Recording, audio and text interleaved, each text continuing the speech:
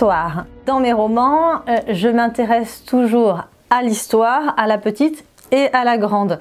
Je me documente beaucoup, je farfouille dans les faits historiques pour trouver quelque chose qui est méconnu, mais qui va avoir une résonance sur l'actualité et sur ce qu'on vit nous aujourd'hui.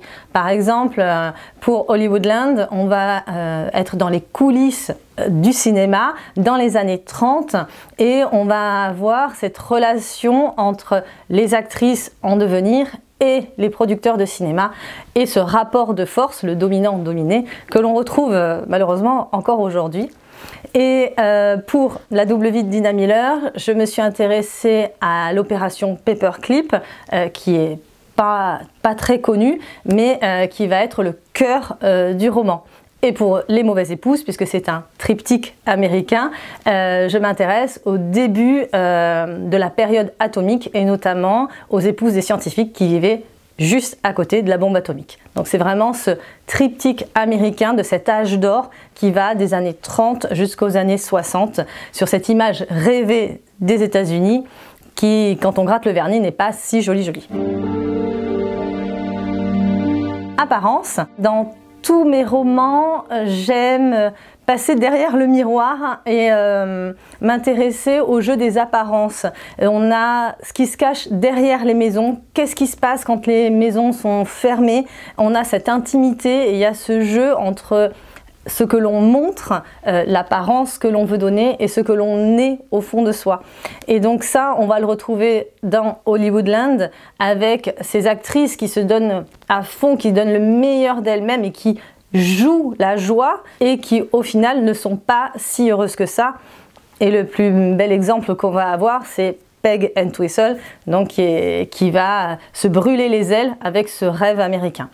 Et pour la double vie de Dina Miller, on va entrer dans le quartier très propre, très lisse, très glamour de Rocket District, puisque l'on va pénétrer dans l'intimité de ces maisons américaines parfaites, de la conquête spatiale, de cette ville qui est dédiée à la conquête spatiale, avec ces scientifiques qui ont l'air bien gentils, mais qui cachent de sombres secrets.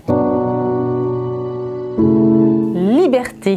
Je me suis rendu compte que la liberté était vraiment au cœur de tous mes romans et notamment de ce triptyque américain puisqu'on va suivre principalement des héroïnes, des femmes dans leur quête de liberté, dans leur émancipation. Pour Hollywoodland, on va avoir le désir de liberté, d'émancipation de Peg Entwistle qui veut faire montre de son savoir puisque c'est une vraie comédienne qui vient du théâtre, c'est pas du tout une ingénue, elle a des rêves de grandeur, elle est pleine d'espoir et donc elle veut s'émanciper, elle veut se libérer de ce carcan. Souvent, ce sont des femmes qui sont prises dans un carcan. Et dans la double vie de Dina Miller, on va suivre le destin de Dina Miller, qui est une espionne. Et elle est prise entre son destin d'espionne, les contraintes liées à son métier, et une autre vie qui pourrait être possible. Et donc, on a souvent des femmes entre elles et qui sont prises dans un carcan, dans les règles que la société leur impose et donc elles vont lutter pour s'émanciper, pour pouvoir vivre un autre destin que celui qu'on leur réserve. Peg Entwistle, l'héroïne de Hollywoodland, c'est une actrice qui a réellement existé et qui est malheureusement connue pour être celle qui s'est suicidée en 1932 en sautant depuis le H du fameux panneau Hollywood.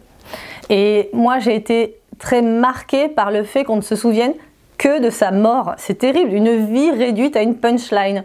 Et j'ai eu envie de fouiller et de découvrir qui était la vraie Peg, qui était la femme derrière la légende.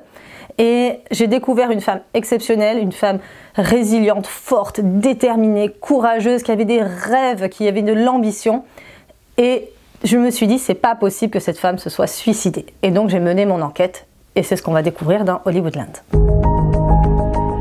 L'opération Paperclip, c'est le thème que je traite dans la double vie de Dina Miller, puisque c'est un fait historique assez méconnu. C'est le fait que les Américains, au sortir de la Seconde Guerre mondiale, ont récupéré les scientifiques nazis pour les faire travailler à la conquête spatiale.